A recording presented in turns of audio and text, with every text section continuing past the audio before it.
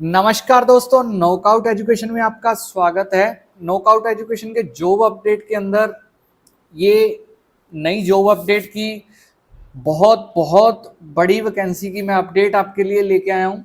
ये स्पेशली जो student government job चाहते हैं उनके लिए बहुत बड़ा सुनहरी मौका है।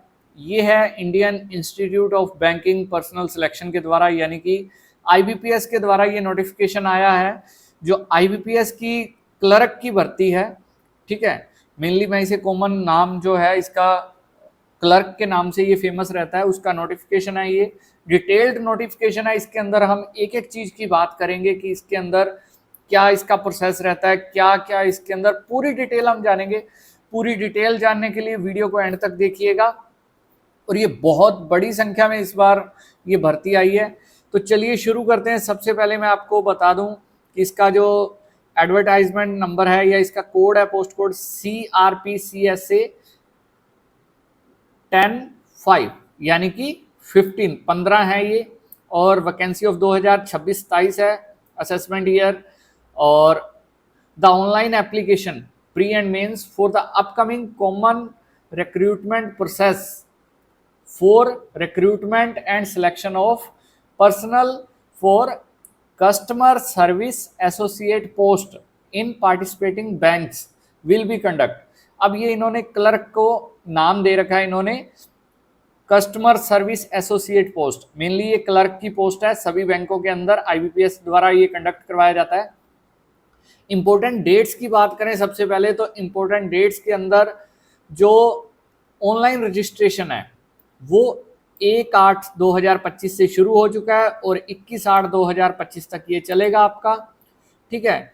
और उसके बाद जो आपकी पेमेंट का है, एप्लीकेशन फ़ी है, वो भी सेम डेट है। पहले क्या होता था कि आपकी लास्ट डेट जैसे 21 है तो 22 तारीख तक आप पेमेंट कर सकते थे, लेकिन अब हर भर्ती के अंदर क्या हो रहा है कि जो आपकी लास्ट डेट है उसी लास्ट डेट के अंदर अंदर आपको पेमेंट करनी होती है, ठीक है।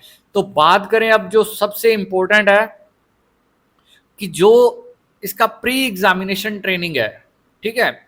जो कैटेगरी को ये बेनिफिट मिलता है प्री एग्जामिनेशन ट्रेनिंग का, वो सितंबर के अंदर होगी और सितंबर के अंदर ही उसके एडमिट कार्ड आएंगे।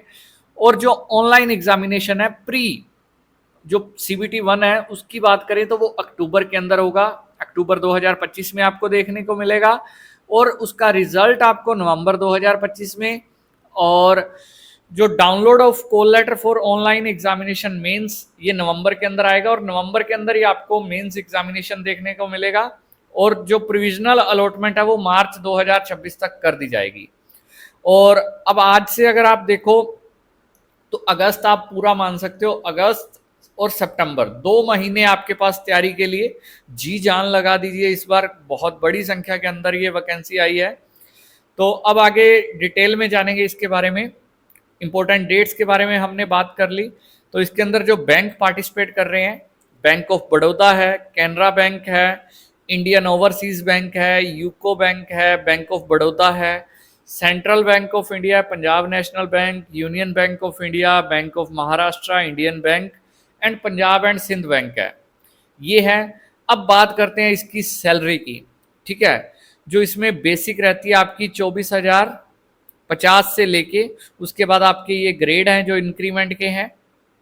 और पोस्ट का आपका नाम रहता है कस्टमर सर्विस एसोसिएट। मेनली जो इसको कॉमन नाम है क्लर्क कहा जाता है कि बैंक के अंदर क्लर्क की पोस्ट है, ठीक है। और SBI को छोड़ के बाकी सभी सरकारी बैंकों के अंदर जो रिक्रूटमेंट ये करवाता है IBPS करवाता है, ठीक है। तो अब इसमें बात कर लेते हैं कि आपका एलिजिबिलिटी क्राइटेरिया क्या है। ये तो सिटीजन आप होने ही चाहिए, ये चीज़ें तो कॉमन है। और दूसरी बात, अब बात आ जाती है एज की।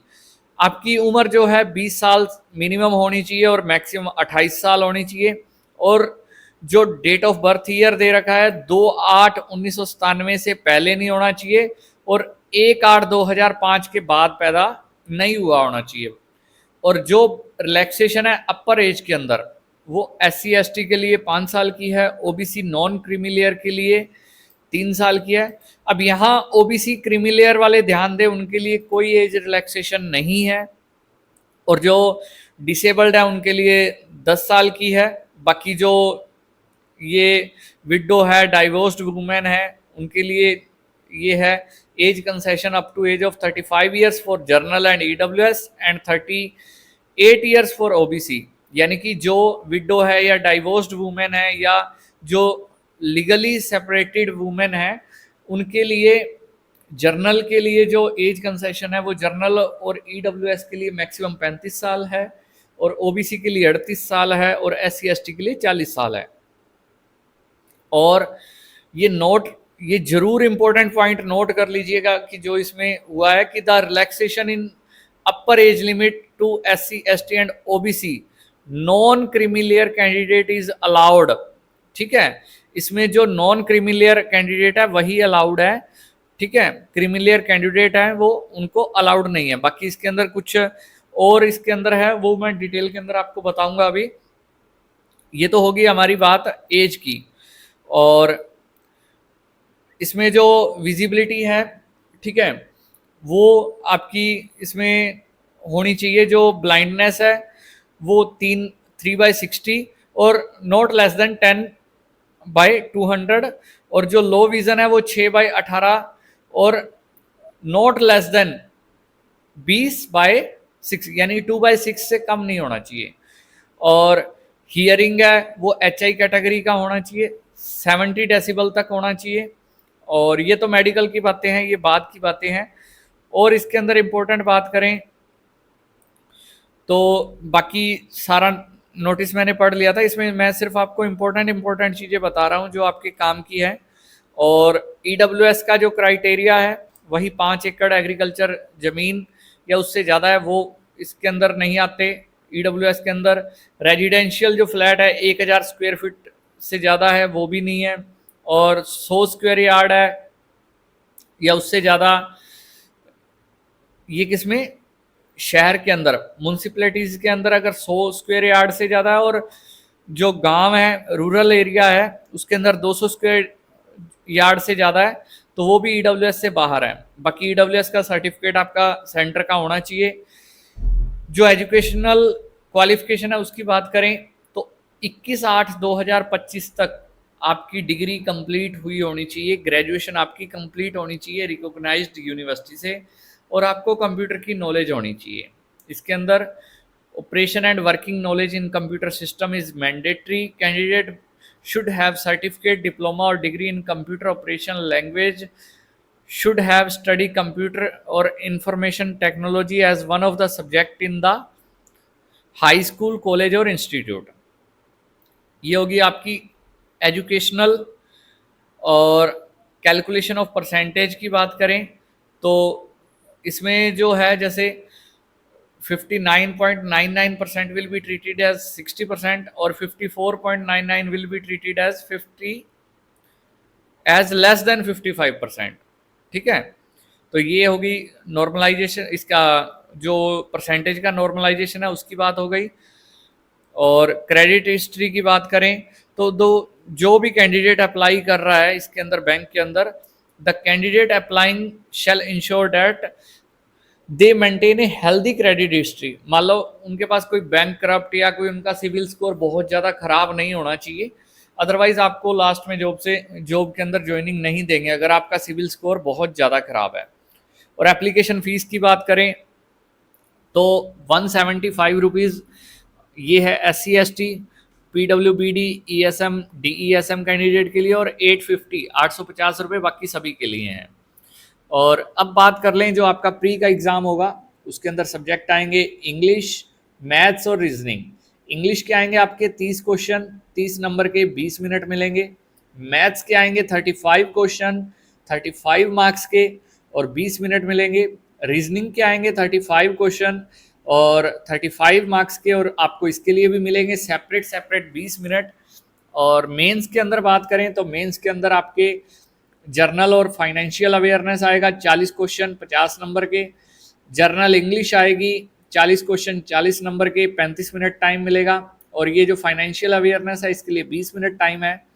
और जो रीजनिंग एबिलिटी है उसके 40 क्वेश्चन आएंगे, उसके अंदर आपको 60 मार्क्स की और 35 मिनट इसके अंदर टाइम मिलेगा। और जो मैथ्स है वो 35 क्वेश्चन आएंगे और 50 नंबर के रहेंगे और 30 मिनट इसके अंदर टाइम मिलेगा, यानी कि कुल 120 मिनट, 2 घंटे टाइम मिलेगा मेंस के अंदर और 1 घंटा टाइम मिलेगा आपको प्री के अंदर। और ये है विजन ऑफ टेस्ट है, ये स्टेट वाइज आप अपना चेक कर लीजिए कि आप कौन से स्टेट में भर रहे हो और आपको कौन सी लैंग्वेज वहाँ की जो version of test medium of examination मिल जाएगा।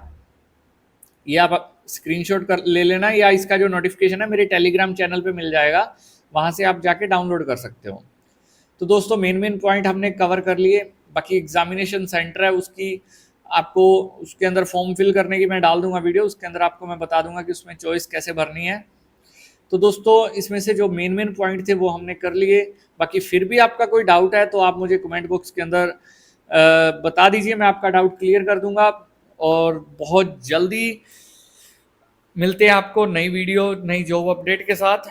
और जो स्टूडेंट इस जॉब को चाहते हैं तो 10,000 प्लस वैकेंसीज हैं, जल्दी से जल्दी अप्लाई कर दीजिए। लास्ट डेट का वेट मत कीजिएगा, क्योंकि लास्ट टाइम के अंदर क्या होता है, सर्वर डाउन हो जाता है तो उसके बाद फॉर्म फिल नहीं कर पाते, बहुत सारे स्टूडेंट रह जाते हैं।